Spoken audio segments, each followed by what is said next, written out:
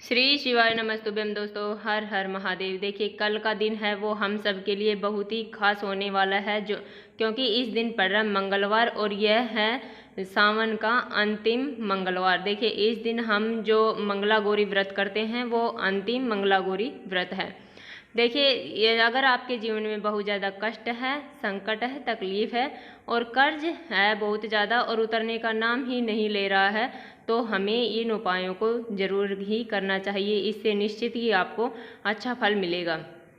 देखिए, पूज्य गुरु जी की ही कथा सुनकर समझकर समझाने का पूरा प्रयास करूंगी, इसलिए वीडियो को अंत तक जरूर देखना। और अगर आप भगवान शिव के अनंत भक्त हैं तो चैनल को सब्सक्राइब जरूर करना। देखिए, हम चलते हैं पहले उपाय की ओर। पहला उपाय है वह थोड़े से गुड़ और मसूर की दाल से करना है, जो हम मंगलवार को ही कर सकते हैं। देखिए, हमें लेना है थोड़ा सा गुड़ और एक लोटा जल। लोटा हमें तांबे का लेना है और थोड़ी सी मसूर की दाल जो लाल वाली होती है वो हमें ले लेनी है। देखिए, 21 7 जितनी भी 11 आपकी इच्छा हो आप इतनी ले सकते हैं। उसके बाद में हमें भगवान शिव के मंदिर में जाना है और वहाँ जाने के बाद में जो गुड़ है वो हमें लोटे के अंदर डाल लेना है। और जो हमने 11 21 7 जितनी भी मसूर की दाल ली है उसे हमें अपनी कामना बोलते हुए कि हे भगवान, जो हमारा कर्ज है, जो हम लोन ले रखे हैं, वो हमारा कर्ज जल्दी से उतर जाए, ऐसी हमें अपने मन में कामना करनी है। और भगवान शिव के शिवलिंग पर उस दाल को समर्पित कर देना है, ऋण मुक्तेश्वर महादेव का नाम लेकर। देखिए, आपके ऊपर ज़्यादा ऋण है तो ऋण मुक्तेश्वर महादेव का नाम हम लेंगे। उसके बाद में जो हम मीठा जल वाला लोटा है वो हमें भगवान शिव के शिवलिंग के ऊपर श्री शिवाय नमस्तुभ्यम का जाप करते हुए समर्पित कर देना है। देखिए, इससे हमारे जीवन में जो आने वाली कठिनाई है वो निश्चित रूप से दूर हो जाएगी। अब चलते हैं हम दूसरे उपाय की ओर। दूसरा उपाय है वो हमारे जीवन में बहुत ज़्यादा संकट, तकलीफ, परेशानी आ रही है, तो उसके लिए हमें यह उपाय करना है। उसके लिए हमें लेना है एक तांबे का लोटा, थोड़ा सा गुड़ और एक लौंग। देखिए, लौंग है वो फूल वाली लौंग होनी चाहिए, उसका फूल है वो टूटा हुआ नहीं होना चाहिए। ये सब सामग्री लेकर जाना है हमें भगवान शिव के मंदिर में। वहाँ पर जाने के बाद में हमें थोड़ा सा जल भगवान गणेश जी वाले स्थान पर समर्पित करना है। उसके बाद में थोड़ा सा जल हमें कार्तिकेय जी वाले स्थान पर समर्पित करना है। उसके बाद में हमें माता अशोक सुंदरी वाले स्थान पर समर्पित करना है। और उसके बाद में हमें माँ पार्वती के हस्त कमल पर वो जल समर्पित कर देना है और थोड़ा सा जल हमें उसमें बचा लेना है। उसके बाद में जो हमारे पास जल है वो हमें उस गुड़ को उसमें डाल लेंगे लोटे के अंदर। और जो हम एक लौंग ली है उस लौंग को अपने हाथ में लेकर उसे अपनी मनोकामना बोलकर कि हे भगवान, हमारे जीवन में बहुत ज़्यादा संकट है, बहुत ज़्यादा परेशानी है, काम कोई बन ही नहीं रहा है, ऐसे अपने मन में विचार करके उस लौंग को हमें उस लोटे के अंदर डाल देना है। उसके बाद में उस लोटे को उठाना है और हमें भगवान शिव के शिवलिंग पर समर्पित कर देना है श्री शिवाय नमस्तुभ्यम का जाप करते हुए।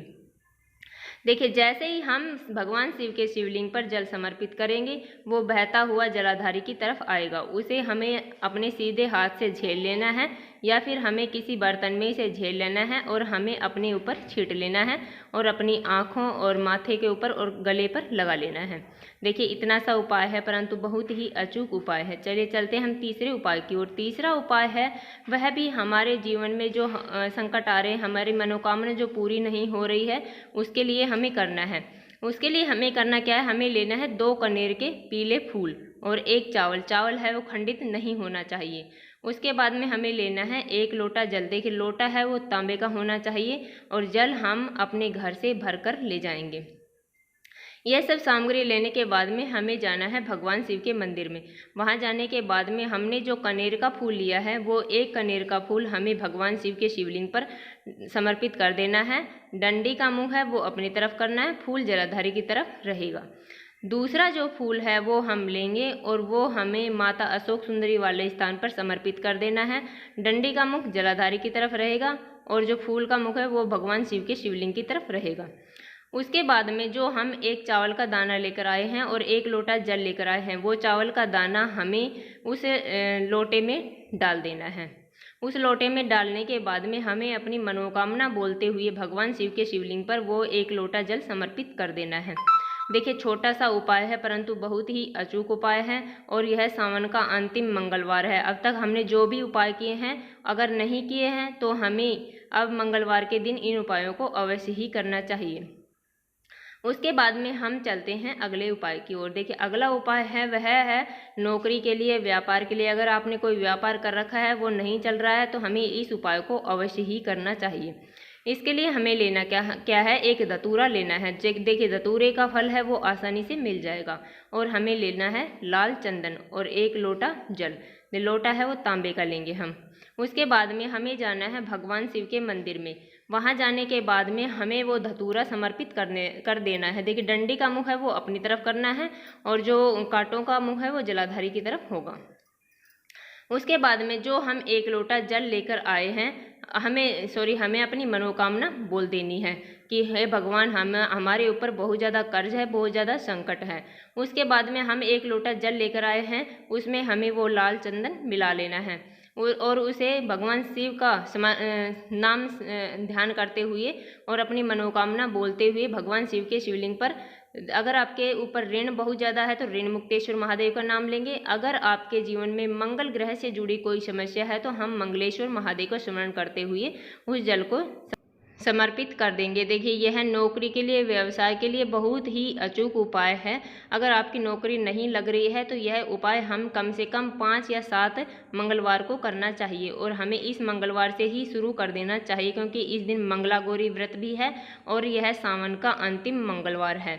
देखिए हमने अपनी तरफ से समझाने की पूरी कोशिश की है। उम्मीद है आपको समझ में आ गया होगा और ऐसे ही छोटे छोटे उपायों को देखने के लिए हमारे चैनल को सब्सक्राइब करें और वीडियो को लाइक करें। श्री शिवाय नमस्तुभ्यम दोस्तों। हर हर महादेव।